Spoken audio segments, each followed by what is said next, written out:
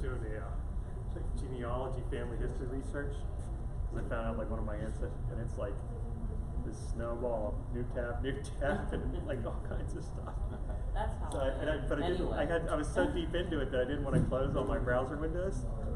So I'm like, maybe it'll not have a memory issue or something.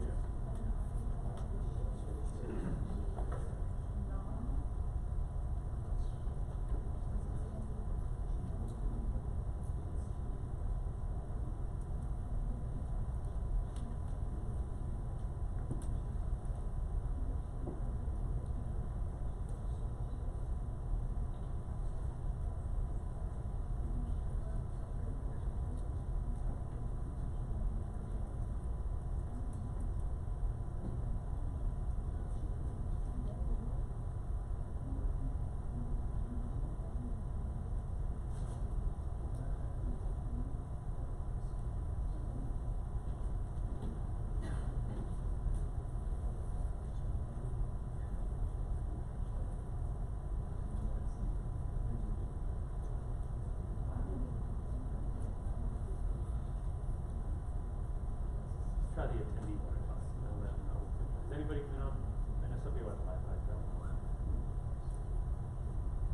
Leave that on there. Mostly a self-contained presentation, so the Wi-Fi is not critical.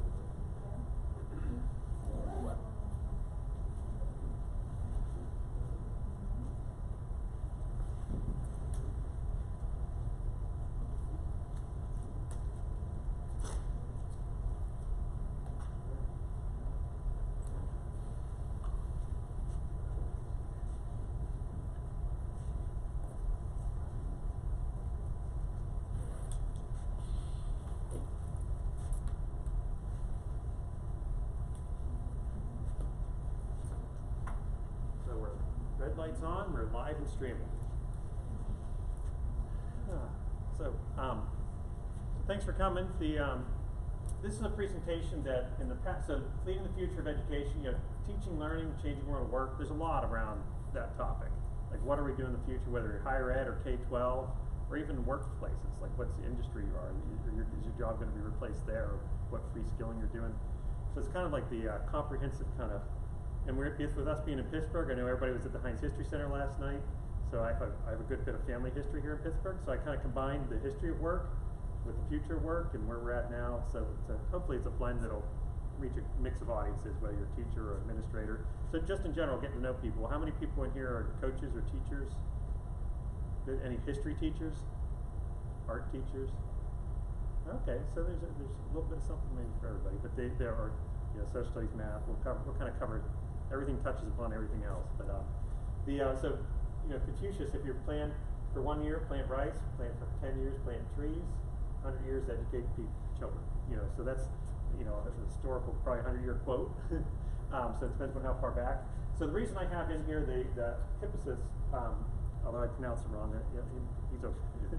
Generally, is I've done this presentation a few times and developed with Dr. Ruben Quinatura. He's the SAMR model person. So if you're familiar with the SAMR model, he's the one to conceptualize that and promotes it. He does other types of work. We serve on some different national committees together. So I've gotten to know him over the years. But so because I modified it for this presentation because he wasn't able to come. So he's like, go ahead, do a version of that without me. But I have obviously with here Pete C.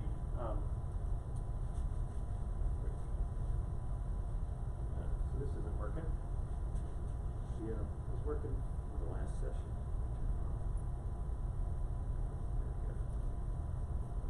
There we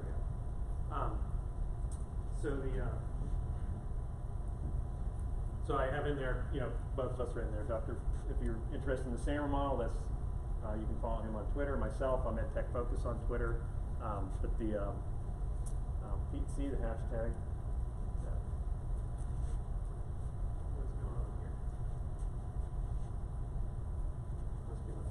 It's not a line of sight thing, but see if it comes out. I'll stand here. Use my left hand. So how do we build a shared vision for like the future of our schools and stuff? This is the way I look at things. Communities. Maybe I'll just go back to click. The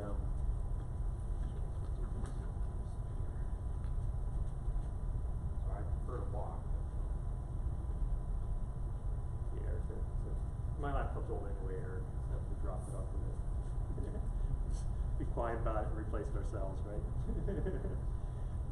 So I work with Eric back there. There's a few people here I know, so but others I don't. So hopefully we can get to know each other better. But how do we prepare teachers? But our administrative things, our strategic planning, it kind of ties into everything that we're doing in different ways. But how do you build that overall education system? So let's think about the past to help frame the future.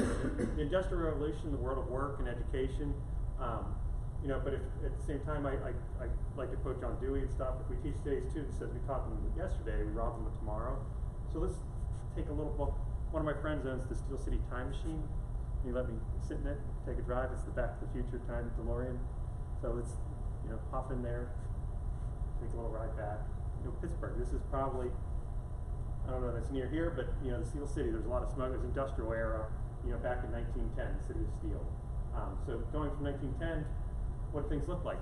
This is probably the 1800s. This is my grandfather or great-grandfather. They have an ice business. They delivered ice to your houses. You didn't have refrigeration back then. How you kept food cold?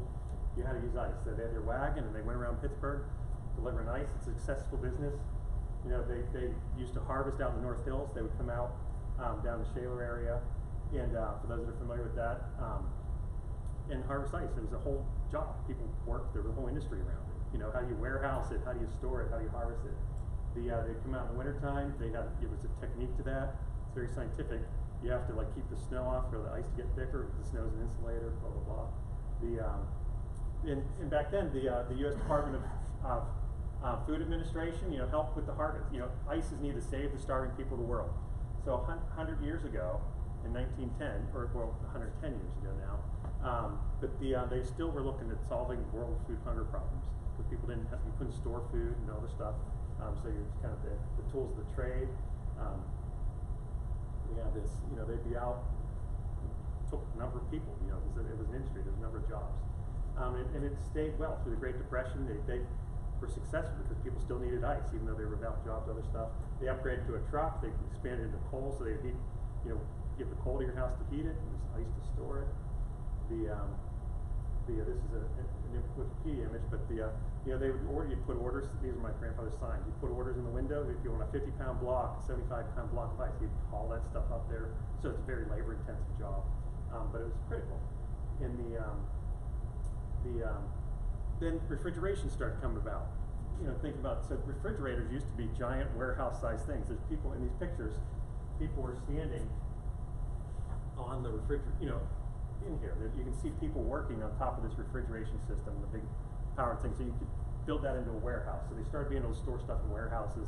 These are both Pennsylvania companies, examples. So the Heinz History Center, they were one of the first groups. So eventually this became smaller. They started putting it into rail cars. Somebody invented a way to do it in rail cars, which changed the meat industry. Like Texas steers, they could ship things now on rail cars across the country. It used to be that you can only ship it in the wintertime. And things like that. Heinz, with ketchup, he started investing in those rail cars, and the History Center. That's one of the ways they became across the country a global brand, or at least a U.S. brand over the years, because they were able to ship that product at different times of the year and keep it cool and refrigerated and not let it spoil.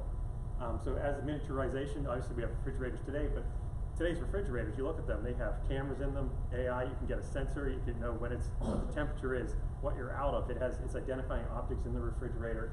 You can look inside, so you can be in the store and go, hey, what's in my, you can see through the camera system what's in there. You can write on them, leave yourself map, so it's like a tablet built into the refrigerator, but they're connected. It's part of that, the smart homes and all those technologies. You can also order ice cubes online, get custom ice cubes for your own drinks and things like that. So the whole industry shifted. My grandfather's job disappeared and vaporized. And they went out of business, and he had to reskill, or I can't remember exactly what he became after that. Industry changes. So what are some other jobs that impacted? Think of this. So driving 100 years, this isn't Pittsburgh, but it's Pittsburgh. Think of traffic lights. You used to have the intersection here is a combination of wagons and rail cars and some old antique cars there, the original Fords, but there weren't traffic signals, so somebody invented traffic signals, but it required a manual operator, somebody that knew the buttons and the switches, to prevent people from getting killed, because there's all kinds of accidents, people getting run over. And then there's one of the famous, this is a Pittsburgh famous traffic cop. He would, entertain people and dance while he's doing that, but he did it for something like 30 years, is my understanding. Began in 1952 and continued his whole career was traffic cop, basically. He became famous. He got picked up in different movies and industry. He had different guest appearances and things. But basically today, how many traffic cops do you see on occasion when the power goes out or other things? It's all automated in some way. So that's a job that went away. But now police officers that used to do that, they can do other things. So they can focus. It didn't eliminate the jobs of police officers necessarily, but automation gave them an opportunity to do other things. Same thing with elevators. We have a lot of people riding the elevator here or other stuff. The fun thing I like about this job description in terms of what an elevator operator was, the doors were opening, closing doors, and controlling the speed and detect is a technical job that required a lot of concentration. So it was considered a highly technical job, controlling the speed and the rate so you didn't go too fast or slam everybody down the bottom, I guess. And but electronics and technology eliminated that. But now there's different types of technical people working on elevators. Like, how do you automate it? How fast is it in high rises? What floors? If you have security combined with that, you can't, unless you have the right key card, you can't get off of this floor and things like that. So it's created other types of jobs. Another example, when the tractors first came into farming, they were considered there was the devil's tool. It was the devil's work. It was a work of the devil because it's going to automate and replace things. But they came up with this is called the Little Devil. That's a original kind of tractor. Today, look at farming today. There's an AI-powered engine a company's working with John Deere on, that uses computer vision and data science and algorithms to make informed decisions like when to do this, what sections of your fields. So it's a route that it drives. It's not hard. You look at cars trying here in Pittsburgh. We had, I think, 5 driverless car companies. I was driving the other day. There was an Uber in front of me. There was an Argo AI car coming this way. They're all driverless cars. I was right behind them, but I passed however many other driverless companies touring around, mapping things and training their programs. But if that's a complex route. If you have an open field and you just have to go back and forth, you could automate that fairly easily. But then how do you? What other challenges does that take into place? But there's another company that's looking at satellite imagery. So in a couple other countries, there's people that are, in terms of financial reimbursements for the government for certain types of crops. You don't want to overproduce, underproduce. If your fields are barren versus you planted your field and you're growing, they can only have so many people that go and inspect these fields and stuff like that. So they're looking at the ability to go to these rural areas and cover all the areas they need. So now they're using satellite. From the satellite, it can say this field's been plowed, cropped, planted, it's growing different things, what crops it has, based on it. They know from satellite that that's a cornfield. They know that it's rice or some other thing. So it does that and then it gives them data, and they can go, okay, here's one I'm going to go and actually inspect, versus just driving around and showing up at all these different farms. And then the government uses that to automate the process, I guess, in some way. And there's AI that's doing that. So like how the industry's changing, what it is, it's hard to say. But here's an example of how they use.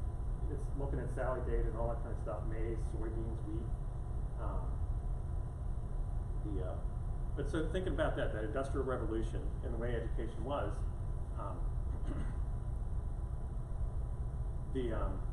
technology and education. There was, with automation and mass production type stuff, the automation and industry, you had this kind of people without jobs, but you reskilled education. So we talked about with everybody with seats in the rows and shit, like we're at seats in a row.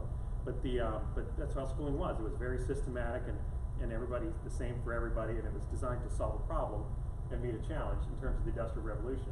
But they reskilled the education system that came back. Whether that was, I can't remember when that was, 1940s or something like that. But and then the digital started coming in, the digital revolution, so computers and other types of jobs, and we had to retrain again. So now we have lots of people with different careers. But what we're hitting now is the 4th industrial revolution. So robotics, automation, AI. But the speed at which technology is changing versus the speed at which we're changing education, are we going to be able to meet that need, or is it going to, technology and everything's going to, and then education's going to become irrelevant or not, like people won't be able to find jobs and other things.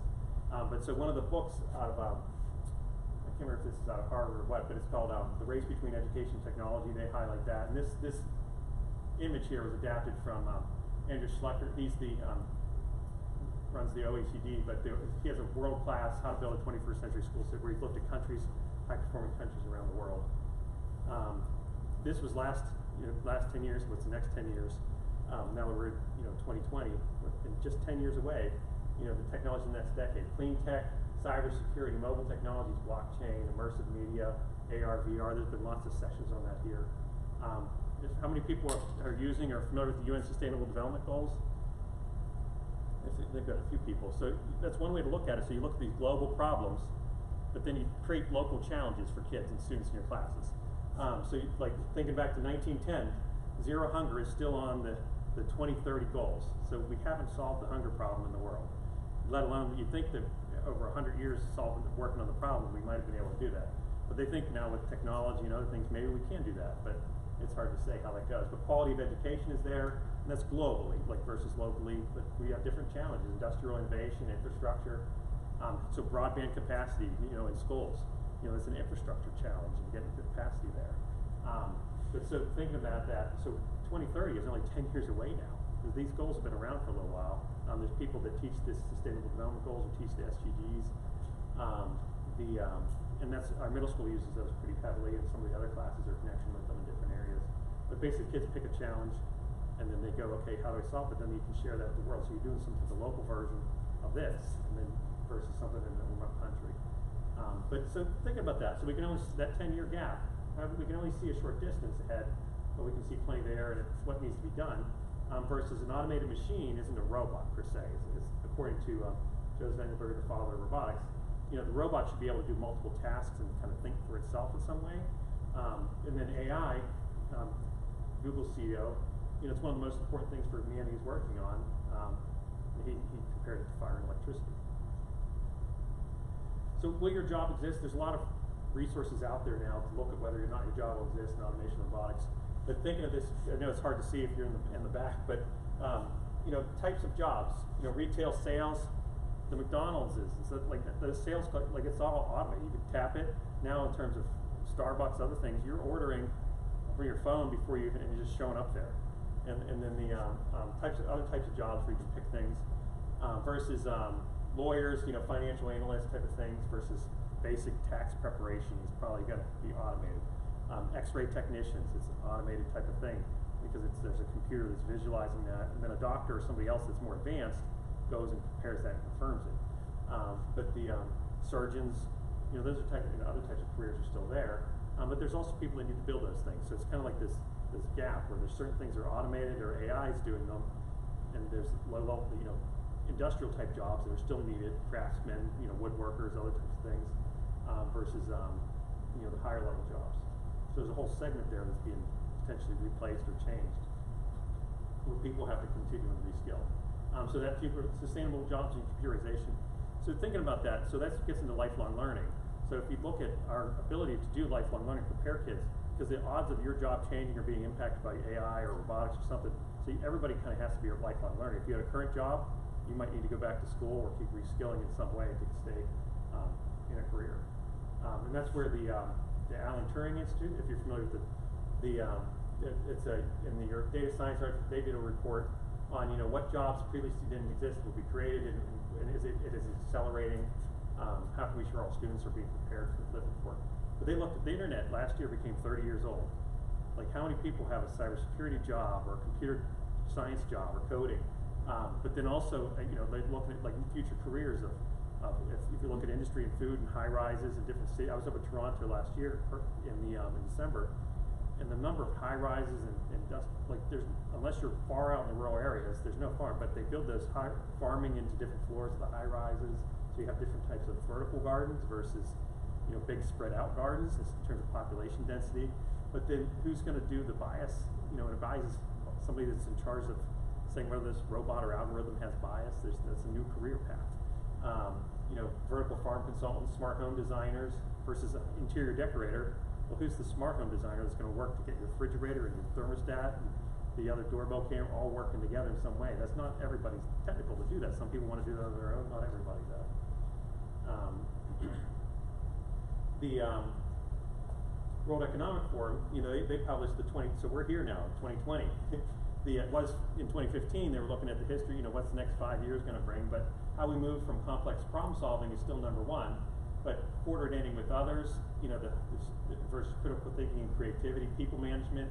So those top things are more uniquely human skills versus things that could be potentially automated and stuff.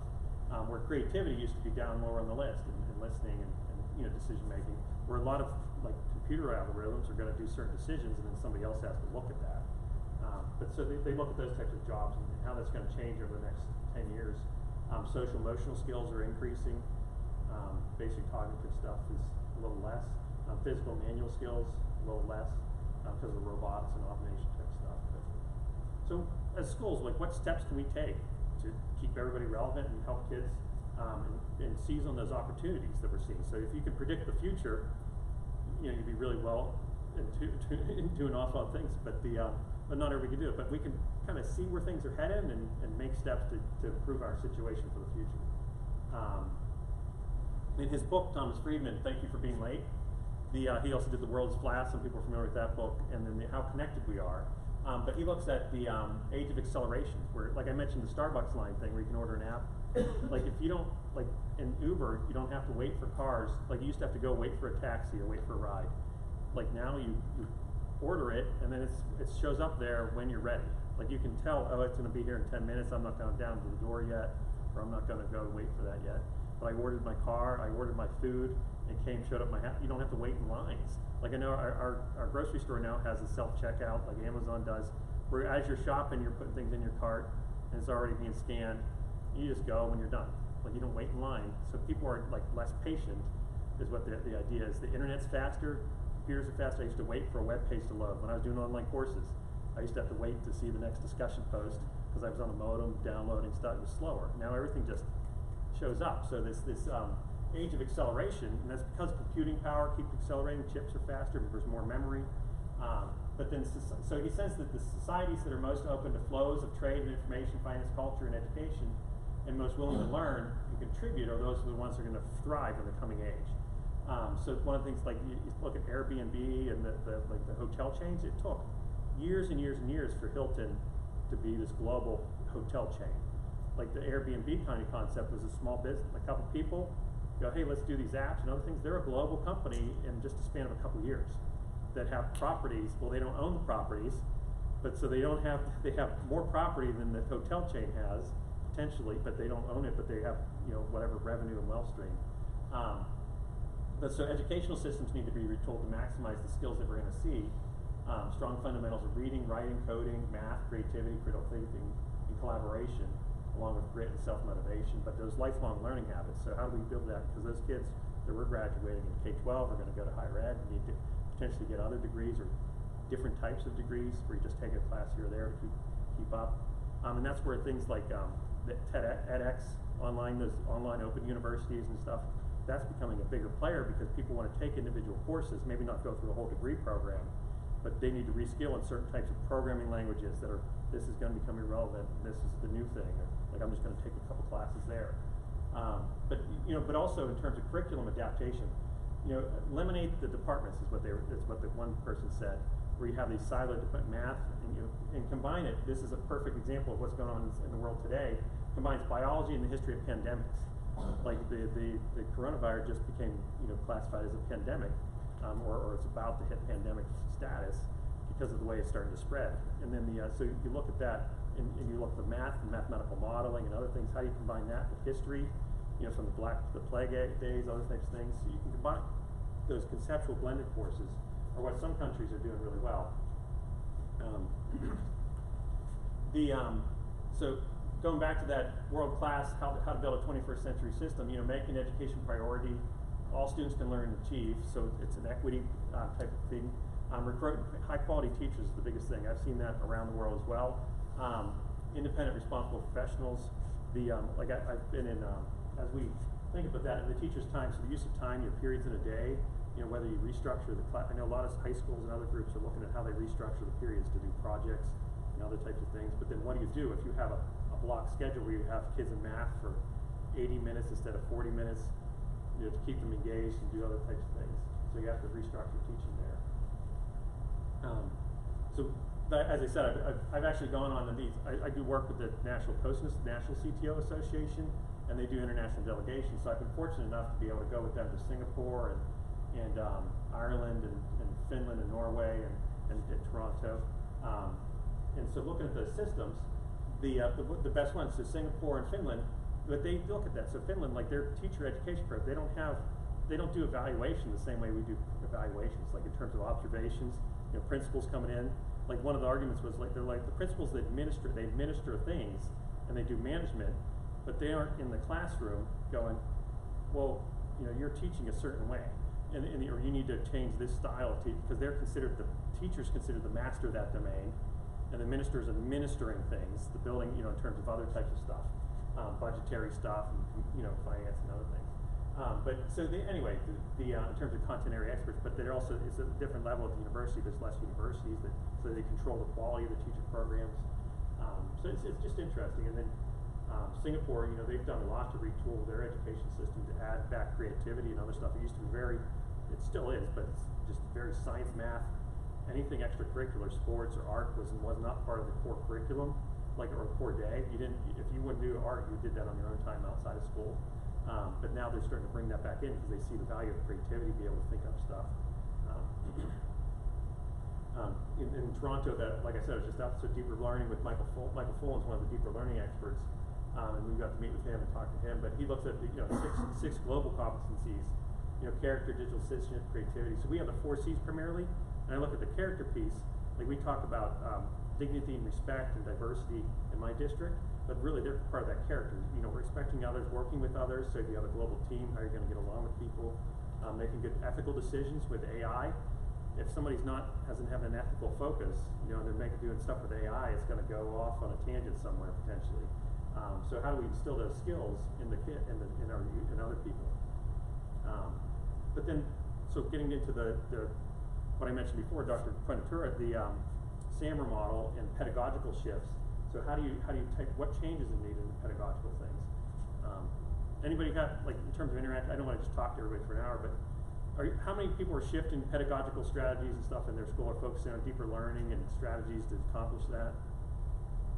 Anybody? A few nods in there, yeah.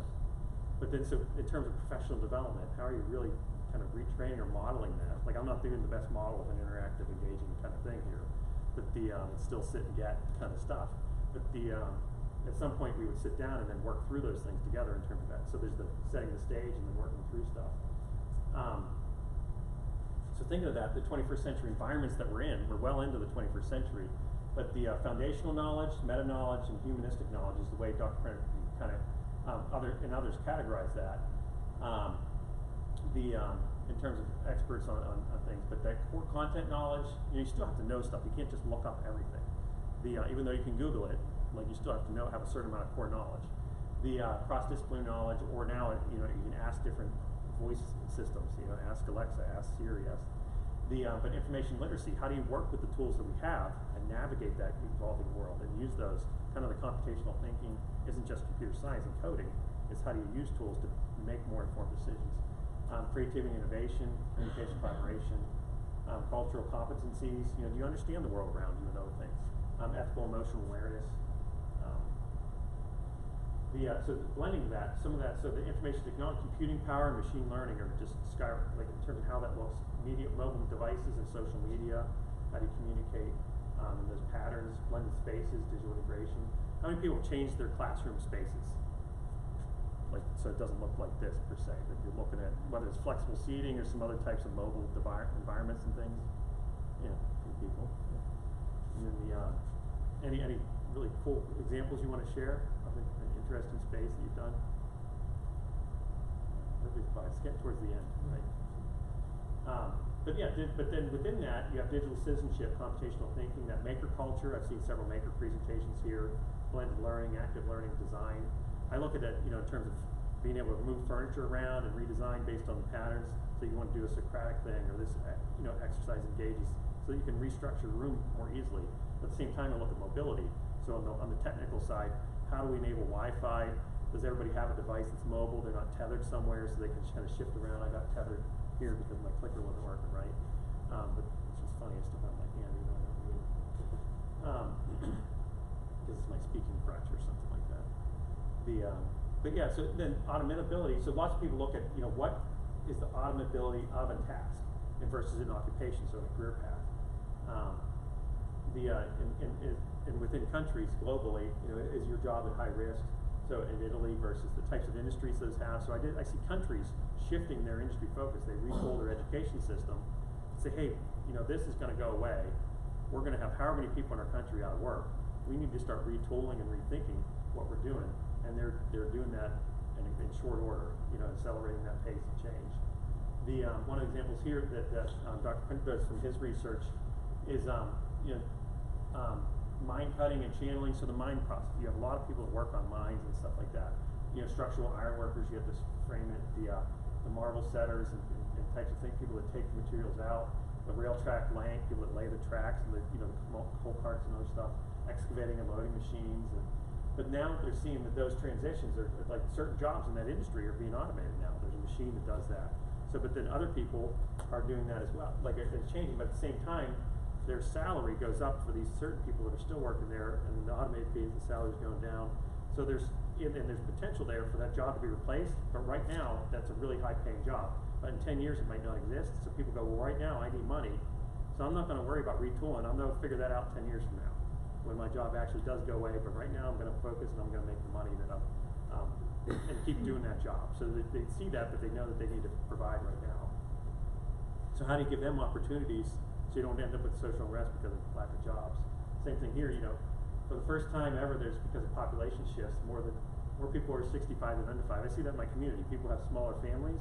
It used to be, and we have a similar number of houses, but our enrollment's gone down some because there's just smaller families. You have 2 or 3 kids, or 1 or 2 kids instead of 5 kids or 4 kids. But at the same time, people are living longer. So one of the things they classify this is the black swan types of events, where there's black swan is something that like the highly improbable but huge, kind of consequences. Versus in the Thank You for Being Late book, they actually talk about the elephant in the room, and they call it a black elephant. So you look at like climate change or extinction level events for different types of animals and other types of things, environmental stuff, and they kind of say those kind of the elephant in the room. Nobody wants to talk about it. Like some people, it's clearly there. Some people know about it. They don't want to address it or talk about it because it's complex, but it has huge implications, like the black swan kind of stuff. That. But so thinking about AI, let's go back. So that artificial intelligence piece, there's robotics, automation, AI. So one of the other groups that, if you're not familiar with the, how many people have seen this before here? The AI for K-12 kind of conceptual thing. Good. Okay, so we'll spend a little bit more time instead of just skipping over it. But so you look at AI and artificial intelligence, kind of in the center there. But what's the impact on society? What's the impact? So this is from one of the senior faculty, David Tereski, part of the group that's called AI for K-12, and they produced this kind of visualization here that looks at what robots can do. They can see things, so vision systems in robots, perception, how they perceive the world, whether that's through data sensors or vision systems. But then representations and reasoning, like how do they then think about that and what to do with it? Learning, how do they learn from the environment? So training that AI algorithm. Natural interaction, so like what people perceive as a robot, like this, clearly the Siri or the Alexa is this little box that you talk to at the moment, or a robot is like this blocky thing. But once they become more humanoid, like how do people perceive that? Like the comfort level with little kids to talk to these things is different than a lot of adults. So that as they come up through, like it's just normal to talk to your computer, talk to your device, versus like sometimes it's foreign for a lot of us. But what is that impact on society and other things, and how do we learn from data and interact? But so what I did is I took my doctoral work was in the SAMR model and other types of things, and based on instructional coaching.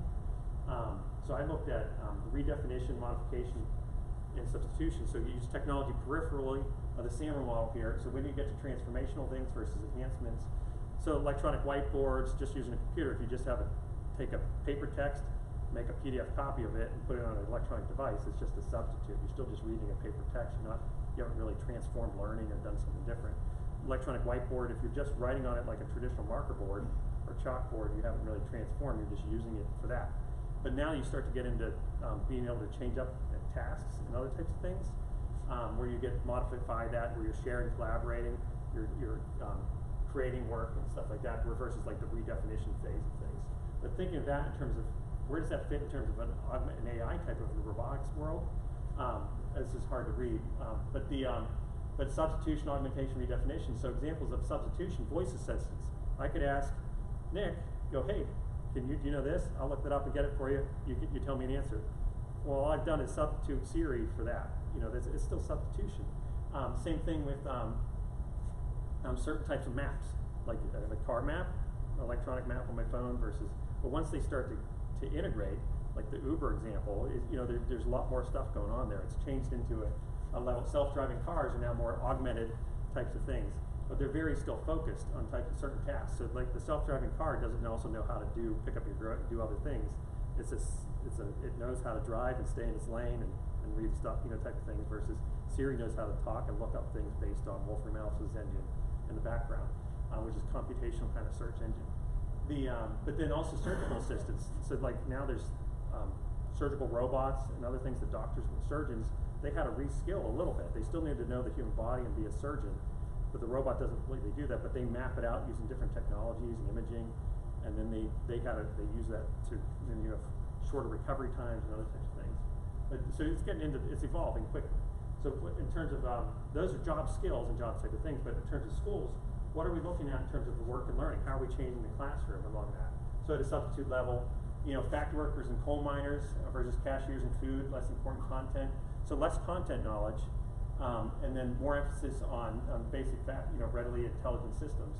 But versus the taxi and truck drivers, medical teaching assistants, those are types of jobs that are potentially eliminated.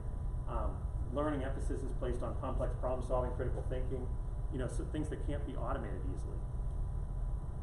New types of jobs, personality designers, like I mentioned, the digital therapists, reality designers.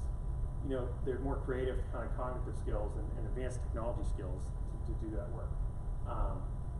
And then eventually it's going to kind of redefine everything as those different individual siloed technologies start to combine together, and they go through network, and that's where you get future cities and all that kinds of stuff. So thinking of that, Dr. Ventura does this classification system, AI, computational thinking, extended reality. So we look at, I don't know how many people have ever seen a merge cube, but there's different AR types of things where you look in your environment and you see something placed there, or you can manipulate it, or if you're working on a repair, you can actually have a training thing floating in front of you, where I can see all of your, based on, there's classroom examples in China, and here in CMU, they were piloting that, they're looking at the research in that. But right now, this AI thing would be a camera system up here looking at everybody. If your eyes are down or this or that, you're not engaged. It would give me an alert going, hey, you're losing the audience. There's a certain number, or you're using your students, they're disengaged in what you're doing. They're all off on doing other types of tasks. But that requires certain types of training on what is a facial, what's a frown, what's somebody looking attentive. So those things are coming. But then it also gets into privacy and stuff like that, and biometrics. And there's a lot of things, but just the ability to float and say, hey, this person, so as I'm looking, I go, hey, they scored, you can see the scores of their last exam or where they're at in your class, like floating above their head. There's people who are working on those types of things. So anyway, and then it gets into web. If you're familiar with deeper like web's depth of knowledge or the Fulham model there, but then risk analysis and safety, pace of innovation. So how quickly is this going to change? There's a lot of different models for combining all that together. So what do we want people to learn, and what do we think they're going to need to do? To how we apply these technologies to transform the learning environment and reskill teachers and training to get to that the desired end result. I want to leave some time for questions there. But so visualization, AR, storytelling. So think about that. So there's this. Here's like a version of a brain. So when I studied anatomy, you can see the brain there. It'll explain the parts and narrate, but then you can combine that. So you can put that into an augmented reality. So when you're learning anatomy, you can have a virtual human or animal or anything else. I used to do a lot of physiology. I have an undergraduate degree in biology. So like a lot of physiology kind of stuff and other things. So that stuff floats right over here. If you're an auto mechanic, you can have this augmented reality stuff floating on top of that, and you're learning the parts and intricacies while you're doing it. So you can take a picture and plop it right into your reality. At the same time, You can take different objects. So hey, here's this brain segment that's a model there. You know, I want to see that in a tangible way. Like think of geometry, the manipulatives. Like I want to, what's the size, what are the intricacies of that? You can take that model data from a scan and whatever, and then produce it. So you can self-print your own 3D thing. Just go, hey, here's this thing I just scanned. I'm printing it, I made it, so now I have a half brain segment that I want to analyze and look at differently. How does it fit? Like now they're using that in, you know, for paleontologists use it, other types of things, artifact people, a lot of museum people are using those types of things for artifact, let alone the creators and other stuff. Somebody mentioned to me that there was a 3D pancake printer was here somewhere. So it's you know, anything that you can melt and then reconstitute. There's industrial sized ones that are printing cement, you know, type structures for housing and everything else. But so that manufacturing industry, that whole shift and stuff is coming. But then bias, you know, so like one in the news was how does something train? So like all these, one of the news stories was basically all of these, you know, Caucasian, like myself, like Caucasian engineers were developing this algorithm and they tested it on themselves and other stuff. And then somebody with the darker skin, the thing couldn't figure out that it didn't understand the differences and other stuff, or the lighting was off, you know, whatever it is. So how do you train these algorithms? One of the examples I saw the other day was, you know, it automatically tags somebody driving and talking on their cell phone. Well, the example was that the driver was scratching his face, but it looked like there's a shadow there, and it looked like a phone maybe. So he got an automated ticket, and he had to go to court to challenge it. And when they looked at it and they understood it, they're like, oh yeah, our algorithm is wrong. That happened with one of the algorithms. One of the I don't know if it was Amazon or another company, they're hiring. So a lot of their engineers, but it turned out it was being biased against women, and particularly one women's college, because it's a small, high-end college where they almost always hired people from the graduates of that college. But because it was such a small portion of the data set, it didn't value that much and started just kicking them out automatically. And people were like, hey, why are you're no longer hiring our graduates? And they're like, what do you mean? Like, we love your graduates. And they're like, well, somebody stopped, and they checked it, and they're like, oh, our algorithm was off. And so how do you retrain that to eliminate those biases? I'm thinking, so yeah, imaging, this is what I mentioned about the x-rays and things like that. So image classifiers, how does it know what a shape is a shape? So one of the things I wanted to hop out of the presentation here for a second. How many have ever done quick draw here? So if you want to start introducing AI concepts to elementary kids or art students or anybody, it's a fun kind of conceptual thing. So let's just do, I'm not going to update that. Let's draw. So draw a saw. Okay. Trying to think of a handle. I see square, or door, or remote control, or seesaw. I see pencil, or shoe, or crayon. Well, I'm not the best at saw, so let's do that. I see marker, or so you have so many seconds to draw this thing sword. I see diving board, or feather, or hammer, or axe. I see trombone, or airplane. So it's like... Sorry, I couldn't guess it. So a keyboard, okay. Well, is that a computer keyboard, musical keyboard? I don't know. But like, so let's just start drawing. I see toothbrush. Oh, I know, it's keyboard. That's a rectangle. I don't know. So, but basically, anytime you do this, to draw a camel, oh gosh, let's see. I see rainbow, or blue, or squiggle, or diamond. I see ice cream, or dumbbell, or squirrel, or tractor. I see binoculars. Oh, I know, it's camel. Oh, there we go. So you're basically training this algorithm to do that. They have so many different things. And it's fun, it's engaging, but then if you want to teach people, okay, how does that computer know that that's that? Based on these squares and blobs. But that's training that algorithm to then recognize, and with thousands of people or millions of people around the world drawing this, they all draw a little different. It's going, okay, there's so many similarities in their drawings, the same way things recognize text or handwritten text and other stuff.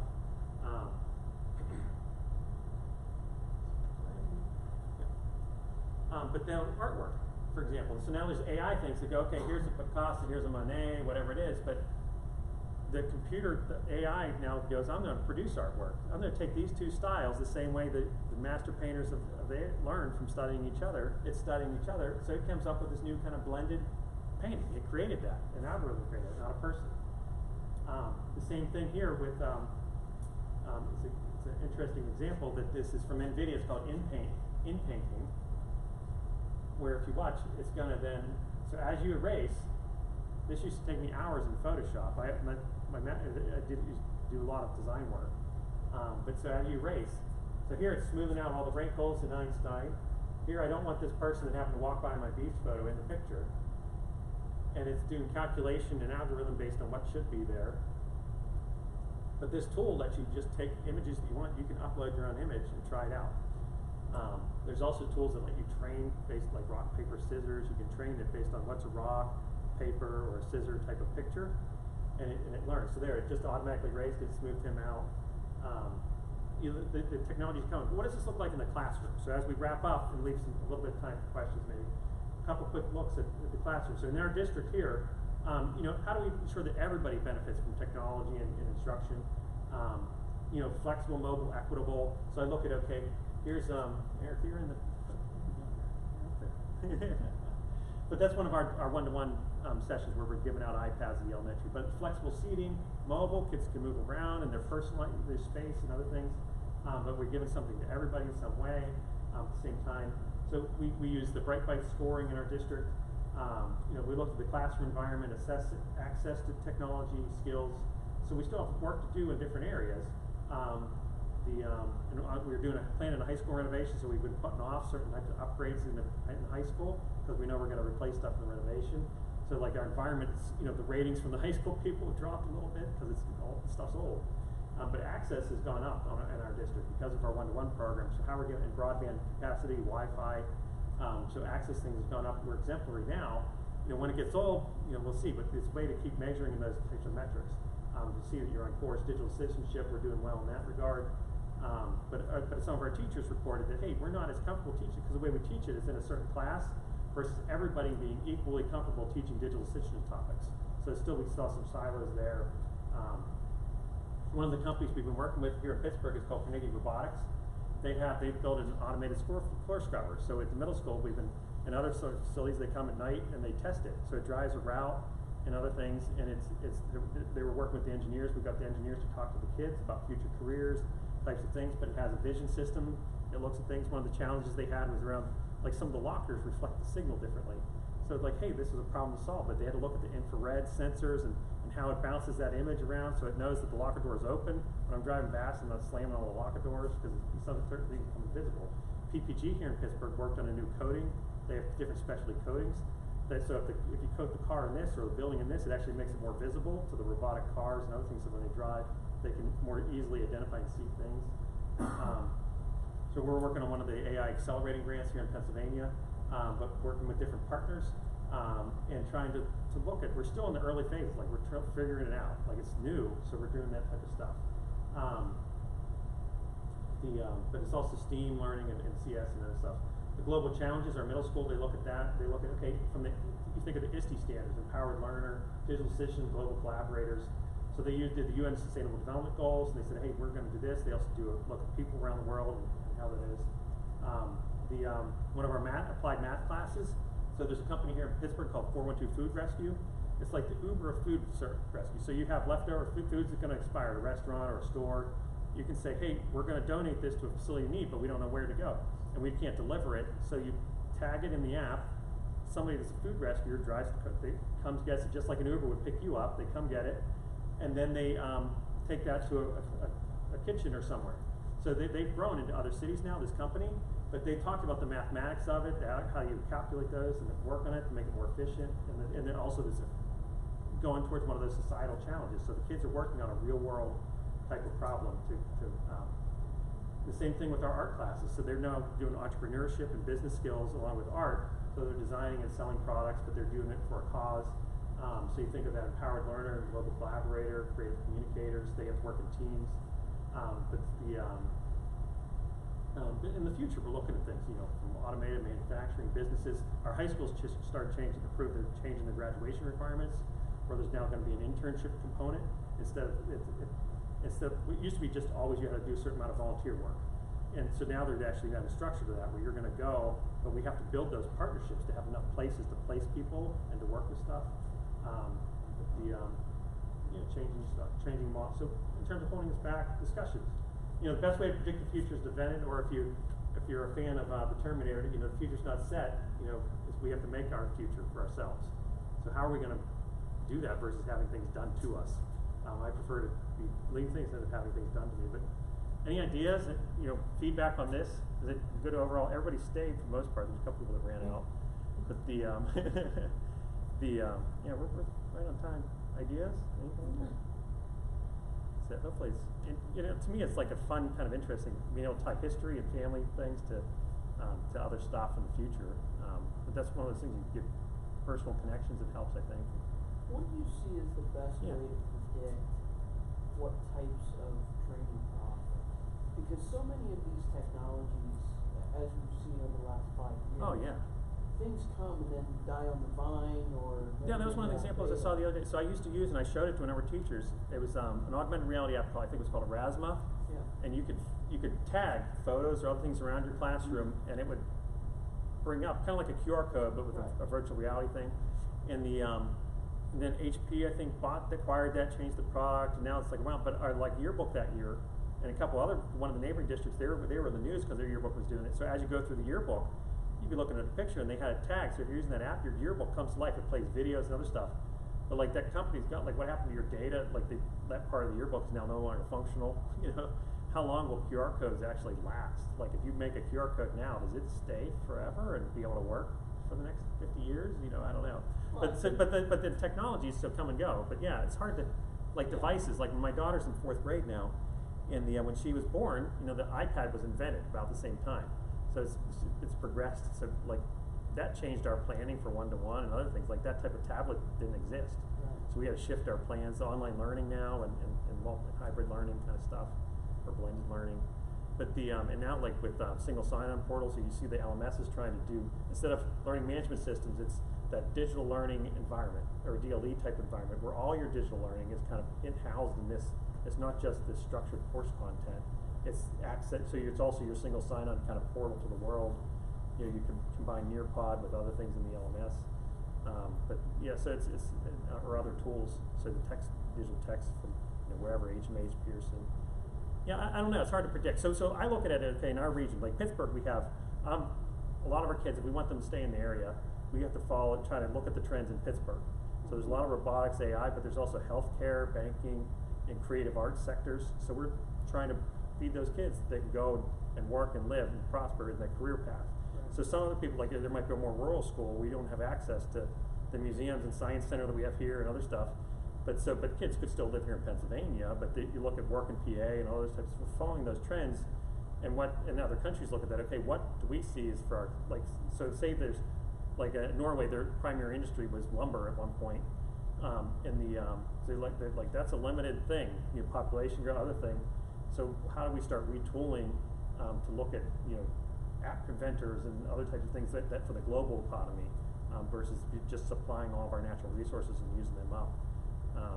But yeah, like in terms of different regions, like you're in State College, so in terms there's a decent amount of work and industry stuff there. I don't know how many people, a number of people sometimes come back and go to work at the university or go work at the public schools. In fact, a lot of communities, the public schools are one of the largest employers in the community. So like how many people become teachers or learn different things and stuff like that. But I don't know, it's hard to predict that stuff. Any other idea? What about you? Yeah, no, I was not an ideal now, but just around the conversation or discussion. Yeah. It's also the images there. It seemed like you were integrating, flexible seating and stuff in your classroom. Yeah. Are you doing anything like embedding it in your curriculum in any way, or is it? Well, the AI, that's what I'm trying to do. It's like instead of a siloed class, Right. I'm looking at more of embedded. So there's AI musical environments and stuff like that versus the robotics and automation kind of stuff. So you can learn, like our Votech piece, we don't have our own, like we have Votech to a certain extent, but like the CNC, the machine stuff now, and in the 3D printing, like there's people that print that. It used to be the 3D printing was like high school. Now there's elementary schools use 3D printing stuff regularly with, there's a couple different CAD type programs that are online and free, kind of stuff. It's easy to draw stuff and print it. But yeah, so like this stuff's becoming more across, it's kind of like the writing across the curriculum, coding across the curriculum, the blended class concept where it's a little bit of everything kind of mixed together. So like one of my former, when I was a biologist, so I still go out and do some field stuff with them. I tag along for their different research projects, and I do primarily photographing and stuff and things like that. But my neighbor, he's a biology professor. He was going down to Central America to do field research in the rainforest, And he asked me about recording equipment and other stuff that's good for there. And I said, and as I was reading, I'm like, well, here, let me take a couple look at things, because it's been a while since I bought that type of thing, especially weatherproofing and all that stuff, and battery life. And while I was researching that, I found like now there's an automated way. You record, it uploads that to the cloud. It's analyzing the same way this does. It's my voice. It's analyzing. It's this type of frog croak or this type of insect buzz, and you can do environmental research over time. That data set goes, here's the types of animals that are in that region, or this environmental impact project or forest deforestation. Like those sounds that we heard last year are no longer there. And why is that? Because something, predators or some other thing eliminated that species, or the environment's not there. The pond isn't there anymore that they used to breed, or whatever it is. But you're thinking of those data sets get bigger.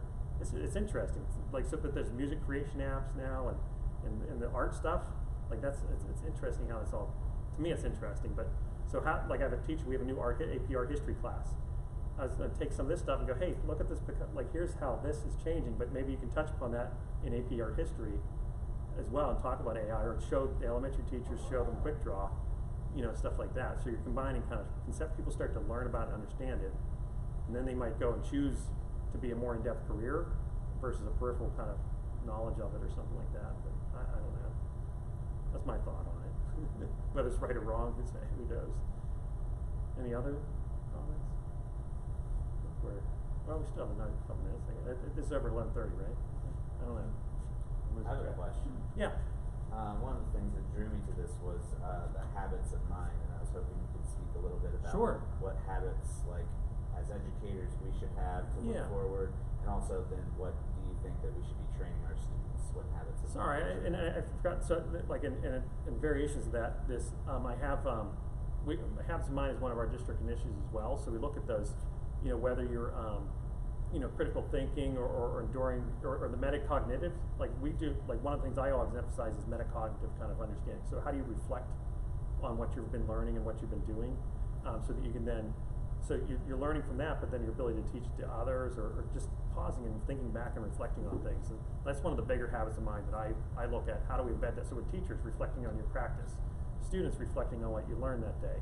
So if you start to embed that in different ways versus the ability to sit and work through something, that grit kind of pieces, working through stuff. But I like personally, I particularly am fond of the metacognitive aspects of that. But, I don't know. Yeah. How do you get teacher buy-in, and what's the equity like across the district? I mean, for new things and stuff, you end up with somebody has to pioneer it somewhere, or be first, and then but we try to equally apply laptop, equally apply the PD in different ways, but we also personalize it. So we run, like our PD sessions, we started doing it instead of like a sit and get. We also have coaches, so the coaches can implement with you. In fact, you get more, like my research showed that, like with a coach, you get more likely to hit the redefinition instead of just using stuff as a substitute, because they're hands-on, versus the PD where they then have to go back and implement it or learn on your own. But the PD stuff, we run it like a conference. I use a tool called EventLeaf, which at first I ran it for free, and then I had to buy it, kind of like Eventbrite, but you can't cap sessions effectively with Eventbrite and do multiple different sessions. So I used EventLeaf, which is another program. So we built our own conference site, load in all the sessions from our different workshops, and then we cap those, and teachers self-select and sign up on different tracks.